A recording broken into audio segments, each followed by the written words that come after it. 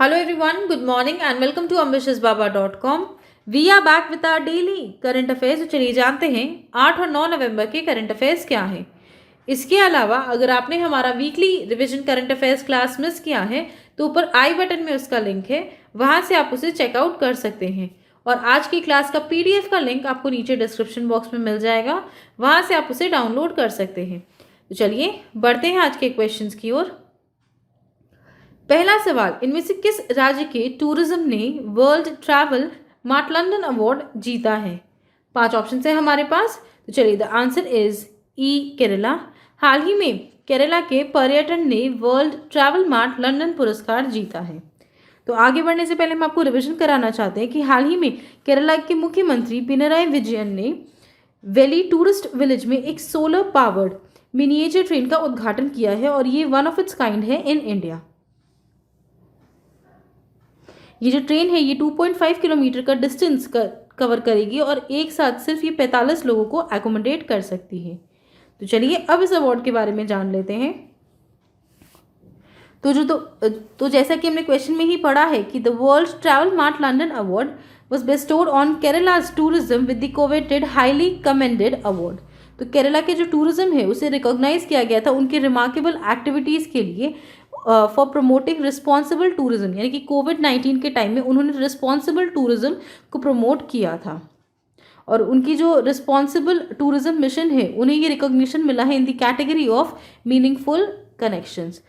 तो केरला के जो टूरिज्म डिपार्टमेंट है उन्होंने कई सारे एक series of audios and visuals लोगों को भेजे थे, जिसमें उन्होंने ये लोगों को कहा था कि वो घर में बैठे रहें इन टाइम्स ऑफ कोविड-19 और ना कि बाहर आए और संक्रमित हो। उन्हें लोगों को अर्ज किया था कि जब भारत में लॉकडाउन चल रहा है तब वो लोग अपने घर पर बैठे वर्क फ्रॉम होम अडॉप्ट करें और उसके बाद उन्होंने उनको धीरे धीरे इन ऑडियो और वीडियोस के माध्यम से बताया था कि कैसे हम रिस्पॉन्सिबली बाहर निकल सकते हैं और रिस्पॉन्सिबल टूरिज्म का लाभ उठा सकते हैं। तो चलिए बढ़ते हैं दूसरे क्वेश्चन की ओर। दूसरा सवाल, हॉर्नबिल फेस्टिवल इनमें से किस राज्य में मनाया गया है? 5 ऑप्शन है हमारे पास। तो चलिए the answer is B Nagaland. Nagaland में सेलिब्रेट किया जाता है हॉर्नबिल फेस्टिवल। तो चलिए जानते हैं डिटेल्स। तो जैसे कि हमने क्वेश्चन में ही पढ़ा है कि हॉर्नबिल फेस्टिवल हर साल सेलिब्रेट किया जाता है 1 से 10 दिसंबर के बीच में और इसे फेस्टिवल ऑफ फेस्टिवल्स भी कहा जाता है। इसमें जो नागालैंड के लोगों का रिच और कल्चरल हेरिटेज है और उनके जो ट्रेडिशंस है ऑफ द नागाज उसे एक प्लेटफॉर्म पर दिखाया जाता है at the Naga heritage village Kisama, जो कि कोहिमा डिस्ट्रिक्ट के अंडर में आता है। तो नागालैंड के जो टूरिज्म डिपार्टमेंट है उन्होंने ये इन्फॉर्म किया है कि जो राज्य सरकार है उन्होंने ये डिसाइड किया है कि जो इस वर्ष का हॉर्नबिल फेस्टिवल 2020 है वो कंप्लीट वर्चुअल वे में सेलिब्रेट किया जाएगा अलग अलग ऑडियो विजुअल मीडिया चैनल्स और सोशल मीडिया प्लेटफॉर्म्स के माध्यम से। तो चलिए एक बार जान लेते हैं कि कौन कौन से इंपॉर्टेंट त्यौहार मनाए जाते हैं नागालैंड में। तो सेक्रेनेई मनाया जाता है फ्रॉम 25 फरवरी टू मार्च 5 और ये मनाया जाता है कोहिमा डिस्ट्रिक्ट में। सुखेनेई जो कि एक फेस्टिवल है जो जनवरी के 2nd वीक में सेलिब्रेट किया जाता है हर वर्ष, वो मनाया जाता है डिस्ट्रिक्ट फेक में। आवलैंग मनाया जाता है 1 अप्रैल से 6 अप्रैल के बीच में मोन डिस्ट्रिक्ट में। नकुलेम 31 जुलाई को मनाया जाता है इन डिस्ट्रिक्ट टुआनसांग। मिमकुद 17 जनवरी को सेलिब्रेट किया जाता है और ये सेलिब्रेट किया जाता है पिरिन डिस्ट्रिक्ट में। और तुलूनी मनाया जाता है in the first week of July in district Zunheboto. तो चलिए बढ़ते हैं अगले क्वेश्चन की ओर। तीसरा सवाल, जो बिडेन 46वें अमेरिकी राष्ट्रपति होंगे वो किस पार्टी से हैं? 5 ऑप्शन है हमारे पास। तो चलिए the answer is B Democratic Party. Joe Biden Democratic Party के हैं जो कि अब यूएस के 46th प्रेसिडेंट होंगे।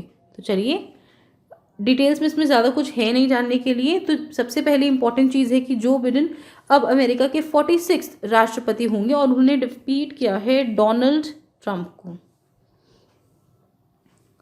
और अब उनकी जो वाइस प्रेसिडेंट होंगी वो होंगी कमला हैरिस। कमला हैरिस की इंडिया को बिलोंग करती है, उनका कल्चर इंडिया से है और वो इंडियन ओरिजिन की है। और इसके साथ साथ ये पहली महिला है, first women who is black and also of the Indian American origin जो ये पद संभालेंगी। तो चलिए अब जान लेते हैं इनके बारे में।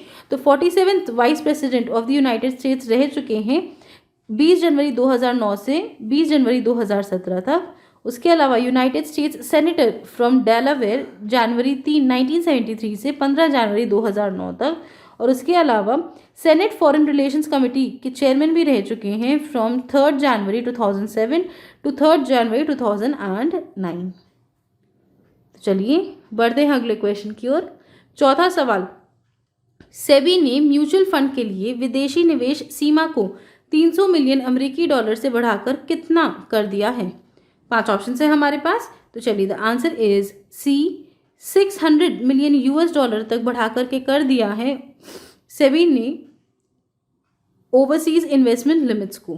तो चलिए जानते हैं डिटेल्स।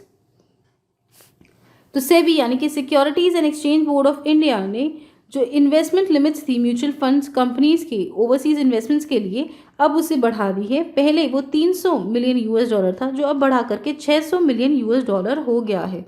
और ये किया गया है पर म्यूचुअल फंड। इसके अलावा 2008 में उन्होंने एक सर्कुलर निकाला था जिसमें उन्होंने ओवरऑल इंडस्ट्री लिमिट को तय किया था एट 7 बिलियन यूएस डॉलर, जो आज भी 7 बिलियन यूएस डॉलर ही है। लेकिन जो पर हेड लिमिट है उन्होंने उसे एनहांस करके डबल कर दिया है, 300 मिलियन से 600 मिलियन यूएस डॉलर तक कर दिया है। इसके अलावा जो म्यूचुअल फंड्स है वो इन्वेस्ट कर सकते हैं ओवरसीज ईटीएफ्स में, यानी कि एक्सचेंज ट्रेडेड फंड्स में, और उसमें उनकी जो मैक्सिमम लिमिट रहेगी वो रहेगी 200 मिलियन यूएस डॉलर पर म्यूचुअल फंड। और ये बढ़ा करके किया गया है फ्रॉम 15 मिलियन यूएस डॉलर, यानी कि ये लिमिट भी रिवाइज की गई है 4 टाइम्स। पहले 50 मिलियन यूएस डॉलर था, अब पर म्यूचुअल फंड के लिए 200 मिलियन यूएस डॉलर कर दिया गया है। वेयर एज जिनकी ओवरऑल इंडस्ट्री लिमिट है वो आज भी है 1 बिलियन यूएस डॉलर। तो चलिए अब बात करते हैं सेबी के बारे में। सेबी की खोज की गई थी 12 अप्रैल 1992 में। सेबी के हेडक्वार्टर्स है मुंबई में और सेबी के चेयरपर्सन का नाम है अजय त्यागी। चलिए बढ़ते हैं अगले क्वेश्चन की ओर। 5वां सवाल, कितनी हिस्सेदारी के लिए सऊदी अरेबिया के सॉवरेन पब्लिक इन्वेस्टमेंट फंड ने 1.3 बिलियन यूएस डॉलर यानी कि 9,555 करोड़ रुपए निवेश करने का निर्णय लिया है इन रिलायंस रिटेल वेंचर्स लिमिटेड? 5 ऑप्शन है हमारे पास। तो चलिए the answer is C, 2.04% stake के लिए सऊदी अरेबिया की जो सॉवरेन पब्लिक इन्वेस्टमेंट फंड है वो निवेश करेगी 1.3 बिलियन यूएस डॉलर यानी कि 9,555 करोड़ रुपए। और इसके अलावा ये जो प्री मनी इक्विटी है of RRVL prior to this investment वो आई है एट 62.4 बिलियन यूएस डॉलर्स। तो चलिए अब जान लेते हैं डिटेल्स। तो RIL यानी कि रिलायंस इंडस्ट्रीज लिमिटेड ने 6 नवंबर को ये घोषणा की है कि सऊदी अरेबिया के जो सॉवरेन पब्लिक इन्वेस्टमेंट फंड है वो 9,555 करोड़ रुपए यानी कि 1.3 बिलियन यूएस डॉलर निवेश करेंगे और in Reliance Retail Ventures Limited for 2.04% stake. और इसके साथ साथ अब वो बन जाएंगे the latest high profile global fund जिन्होंने भारत की जो लार्जेस्ट रिटेलर है उसमें ये स्टेक खरीदा है। तो ये जो सऊदी कंपनी है ये कई सारे अपने इंटरनेशनल फंड्स को प्लाउन करेगी और उसके बाद वो निवेश करेगी RRVL में। और इसके साथ साथ इनका जो क्यूमुलेटिव फॉरेन इन्वेस्टमेंट इनकी होल्डिंग कंपनी में होगा ऑफ द रिलायंस रिटेल वो हो जाएगा to 47,265 crore to collectively pick 10.5% stake in the retailer. तो इनका जो क्यूमुलेटिव और कलेक्टिव स्टेक है वो हो जाएगा 10.5% और इनका कुल निवेश हो जाएगा 265 crore rupees in Reliance retail. तो चलिए अब बात करते हैं कि रिलायंस रिटेल के स्टेक होल्डर्स कौन कौन हैं। तो उनके स्टेक होल्डर है GIC जिन्होंने 5,512.5 करोड़ के लिए दे के 1.22% स्टेक खरीदा है। TPG ने 1,837.50 करोड़ दे के 0.41 स्टेक खरीदा है। मुबादला इन्वेस्टमेंट्स ने निवेश किए हैं 6,247.5 crore rupees for 1.40% investment stake. Silver Lake Partners ने 7,500 करोड़ रुपए निवेश किए हैं for 1.75% stake. US buyout firm KKR company ने 5,550 करोड़ रुपए निवेश किए हैं फॉर 1.28% स्टेक। जनरल अटलांटिक ने 3,675 करोड़ रुपए निवेश किए हैं फॉर 0.84% स्टेक। सिल्वर लेक को इन्वेस्टर्स ने 1,875 करोड़ रुपीस निवेश किए हैं फॉर 0.38% स्टेक। और ADIA ने 5,512.5 करोड़ निवेश किए हैं फॉर 1.2% स्टेक। तो चलिए बढ़ते हैं अगले क्वेश्चन की ओर। छठा सवाल, इनमें से किस कंपनी ने हाल ही में यूपीआई भुगतान सेवा के लिए 5 बैंकों के साथ भागीदारी की है? 5 ऑप्शन है हमारे पास। तो चलिए, the answer is D, WhatsApp. WhatsApp ने हाल ही में 5 बैंक्स के साथ भागीदारी की है अपनी यूपीआई भुगतान सेवा के लिए। तो चलिए आगे बढ़ने से पहले हम आपको बता देते हैं, हाल ही में व्हाट्सएप इनकॉर्पोरेशन ने व्हाट्सएप पे व्हाट्सएप पे जारी किया है और अब इन्हें एनपीसीआई यानी कि national payments corporation of India की मंजूरी दी गई है। और इस मंजूरी के बाद अब व्हाट्सएप पे को 10 रीजनल भाषाओं में लॉन्च किया गया है। तो चलिए अब जान लेते हैं किन किन बैंक्स के साथ उन्होंने भागीदारी की है। तो जैसा कि हम जानते हैं कि जो व्हाट्सएप पे है वो आपको अगर आपका बैंक यूपीआई यानी कि unified payment interface service support करता है तभी आप उससे पेमेंट कर सकते हैं। तो इसी के लिए व्हाट्सएप ने 5 इंडियन बैंक्स के साथ भागीदारी की है अपने पेमेंट सर्विसेज के लिए। और ये बैंक्स हैं state bank of India, HDFC bank, ICICI bank, axis bank and Jio payments bank. तो फेसबुक ओन मैसेजिंग प्लेटफॉर्म है व्हाट्सएप इनकॉर्पोरेशन। हमने आपको बताया है कि उन्हें हाल ही में NPCI यानी कि national payments corporation of India की मंजूरी दी गई है और अब वो यूनिफाइड पेमेंट इंटरफेस लॉन्च कर सकते हैं जिसके माध्यम से पेमेंट वगैरह किया जा सकेगा। तो चलिए बढ़ते हैं अगले क्वेश्चन की ओर। 7वां सवाल, इनमें से किस भारतीय अक्षय ऊर्जा कंपनी ने हाइड्रोजन वैल्यू चेन पर इटली के स्नाम के साथ समझौता किया है? 5 ऑप्शन है हमारे पास। तो चलिए, the answer is C, Greenko. Indian renewable energy company Greenko ने हाल ही में इटली के नाम के साथ हाइड्रोजन वैल्यू चेन के ऊपर एक पैक्ट साइन किया है। और इसके अलावा ये जो पैक्ट साइन किया गया है इसमें IOCL जो इटली की कंपनी है इस नाम, उन्होंने एक IOCL और अडानी ग्रुप के साथ भी एक MOU साइन किया है। तो चलिए जानते हैं डिटेल्स। तो 6 नवंबर 2020 को स्नाम जो कि एक इटालियन एनर्जी इंफ्रास्ट्रक्चर फर्म है, उन्होंने एक अग्रीमेंट साइन किया है विद ग्रीनको जो कि एक रिन्यूएबल एनर्जी कंपनी है इंडिया में, जिसके तहत जो हाइड्रोजन वैल्यू चेन है कंट्री में उसे डेवलप किया जाएगा। और इस अग्रीमेंट के माध्यम से ये जो दोनों कंपनीज है यानी कि स्नाम और ग्रीनको ये कोलैबोरेट करेंगे आपस में, जिसके तहत ये study of hydrogen production methods from renewables पर चर्चा करेंगे और इसमें रिसर्च करेंगे। तो चलिए बढ़ते हैं 8वें क्वेश्चन की ओर। 8वां सवाल, उस इंडियन डिप्लोमेट का नाम बताइए जिन्हें हाल ही में UN body advisory committee on administrative and budgetary questions के लिए इलेक्ट किया गया है। 5 ऑप्शन है हमारे पास। तो चलिए, the answer is A, Vidisha Maitra. Vidisha Maitra को इलेक्ट किया गया है to the UN body advisory committee on administrative and budgetary questions. चलिए जानते हैं डिटेल्स। तो भारत की विदिशा मैत्रा को इलेक्ट किया गया है to the UN body on advisory committee on administrative and budgetary questions. और इसके लिए उन्हें जो मेंबर स्टेट्स हैं उनसे काफ़ी ज़्यादा स्ट्रॉन्ग सपोर्ट मिला है। इसके अलावा भारत के जो परमानेंट रिप्रेजेंटेटिव है to the United Nations ambassador TS Tirumurti, उन्होंने काफ़ी आभार जताया है सभी मेंबर स्टेट्स का कि उन्होंने भारत के कैंडिडेट विदिशा मैत्रा में अपनी इतनी फेथ दिखाई है। उसके साथ साथ उन्होंने ये भी कहा है कि भारत का स्टेलर रिकॉर्ड रहा है कि वो अपनी प्रोफेशनल ऑडिटिंग एक्सपीरियंस को यूनाइटेड नेशंस तक लेके आते हैं अगेन एंड अगेन। और उन्होंने ये भी बताया कि भारत अपनी जो रिस्पॉन्सिबिलिटी है ये काफ़ी ज़्यादा सीरियसली लेता है। चलिए बढ़ते हैं 9वें क्वेश्चन की ओर। 9वां सवाल, हाल ही में इसरो द्वारा शुरू किए गए सभी मौसम अर्थ ऑब्जर्वेशनल सैटेलाइट का नाम बताइए। 5 ऑप्शन है हमारे पास। तो चलिए, the answer is D, all of the above. All weather earth observation satellite जो कि हाल ही में इसरो ने लॉन्च किए हैं वो है रिसट 2B, रिसट 2BR1 एंड EOS-01। तो चलिए जानते हैं डिटेल्स। तो जो अर्थ ऑब्जर्वेशन सैटेलाइट लॉन्च किया जाने वाला है वो एक रेडार इमेजिंग सैटेलाइट है, और ये तीसरा भाग है ऑफ दी 3 स्पेसक्राफ्ट कॉन्स्टलेशन। जो बाकी के 2 कॉन्स्टलेशन है वो है रिसाट 2B एंड रिसाट 2BR1।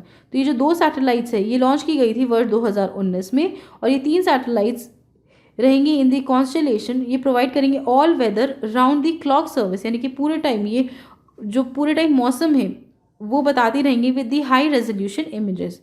तो चलिए अब जानते हैं इसके बेनिफिट्स क्या हैं। तो जैसे कि ये सैटेलाइट्स रेडर इमेजिंग यूज़ करती है, तो कोई भी क्लाउड्स हो, फॉग हो या फिर लैक ऑफ सनलाइट हो, उससे इन पर कोई भी फ़र्क नहीं पड़ेगा। तो जो भी इमेजेस भारत के पास आएंगी वो हाई रेजोल्यूशन होंगी और वो काफ़ी ज़्यादा पिन पॉइंट और एक्यूरेट होंगी। तो ये सारी सैटेलाइट्स है जिनका नाम है EOS-01, रिसाट 2B एंड रिसाट 2BR1, ये एक्स बैंड रेडार्स को यूज़ करेंगे, जिसके तहत जो अर्बन लैंडस्केप्स है, फॉरेस्ट लैंड है और इमेजिंग कल्चरल लैंड है उसे मॉनिटर किया जाएगा। तो चलिए अब बात करते हैं इसरो के बारे में। इसरो के हेडक्वार्टर्स है बेंगलुरु में। इसरो के फाउंडर का नाम है Vikram Sarabhai. ISRO was founded on 15 अगस्त 1969 और इनके डायरेक्टर का नाम है कालिसावादिवु सिवान, यानी कि के सिवान। चलिए बढ़ते हैं 10वें क्वेश्चन की ओर। 10वां सवाल, भारत में राष्ट्रीय कैंसर जागरूकता दिवस किस दिन मनाया जाता है? 5 ऑप्शन है हमारे पास। तो चलिए द आंसर इज सी 7 नवंबर। 7 नवंबर को नेशनल कैंसर अवेयरनेस डे मनाया जाता है। चलिए जानते हैं डिटेल्स। तो जैसे कि हमने क्वेश्चन में ही पढ़ा है कि the national cancer awareness day Bharat में सेलिब्रेट किया जाता है 7 नवंबर को। ये दिन काफ़ी ज़्यादा इम्पॉर्टेंट है क्योंकि ये लोगों को एडुकेट करता है कि कितना ज़्यादा सीरियस हो सकता है कैंसर। और इसके साथ साथ यानी कि वर्ल्ड हेल्थ ऑर्गेनाइजेशन के अगर आप डेटा देखें तो उनके हिसाब से सेकेंड डेडलीस्ट डिजीज़ दुनिया में आता है वो है कैंसर। तो हमारे केंद्रीय हेल्थ मिनिस्टर डॉक्टर हर्षवर्धन ने पहली बार इस दिन की घोषणा की थी इन सितंबर 2014, और उसके साथ उन्होंने एक स्टेट लेवल मूवमेंट लॉन्च किया था कैंसर कंट्रोल के लिए। और उसके साथ साथ उन्होंने लोगों को एनकरेज किया था कि वो म्यूनिसिपल क्लिनिक्स जाकर फ्री स्क्रीनिंग का लाभ उठाएं। तो चलिए बढ़ते हैं 11वें क्वेश्चन की ओर। 11वां सवाल, इनमें से किस कमांड ने तीनों सेना, नौसेना और वायुसेना को मिलकर बुल स्ट्राइक नामक एक संयुक्त सेवा अभ्यास चलाया है? 5 ऑप्शन है हमारे पास। तो चलिए the answer is E Andaman and Nicobar command. चलिए जानते हैं डिटेल्स। तो हाल ही में एक मिलिट्री एक्सरसाइज कंडक्ट की गई थी जिसमें स्पेशल फोर्सेस इन्वॉल्व थी, और ये की गई थी अंडमान एंड निकोबार आइलैंड्स में 3 नवंबर से 5 नवंबर के भीतर। और इसमें हमारी तीनों सेनाएं जिसमें army, Indian navy and Indian air force भी शामिल थी। तो इसमें वॉर गेम्स खेले गए थे क्योंकि भारत और चाइना के बीच में स्टैंड ऑफ चल रहा है। तो इस जॉइंट ऑपरेशंस के माध्यम से भारत की जो सिनर्जी है उसे टेस्ट किया गया है। तो ANC यानी कि अंडमान एंड निकोबार कमांड ने कंडक्ट की थी ये जॉइंट सर्विस एक्सरसाइज, और इसका कोड नेम दिया गया था बुल स्ट्राइक, और इसमें तीनों सर्विसेज शामिल थी of the Andaman and Nicobar command. तो चलिए जान लेते हैं कि भारत में कौन कौन सी डोमेस्टिक मिलिट्री एक्सरसाइजेस कंडक्ट की जाती हैं। तो उनके नाम है गांडी विजय, पश्चिम लहर, वायु शक्ति, विजय प्रहार, शत्रुजीत, मेघ प्रहार, चांगथंग, हिम विजय, सुदर्शन चक्र वाहिनी एक्सरसाइज और सिंधु सुदर्शन। तो चलिए with this we come to the end of today's class. I hope आपको ये वीडियो पसंद आया हो। अगर ये वीडियो पसंद आया तो इसे लाइक कीजिए, अपने दोस्तों के साथ शेयर कीजिए और हमारे चैनल एम्बिशियस बाबा को सब्सक्राइब ज़रूर कीजिए। इसके अलावा कोई कंप्लेंट्स हो, कोई सजेशंस हो तो हमें नीचे कमेंट करके ज़रूर बताइएगा। Thank you friends, that's all for today and have a great day.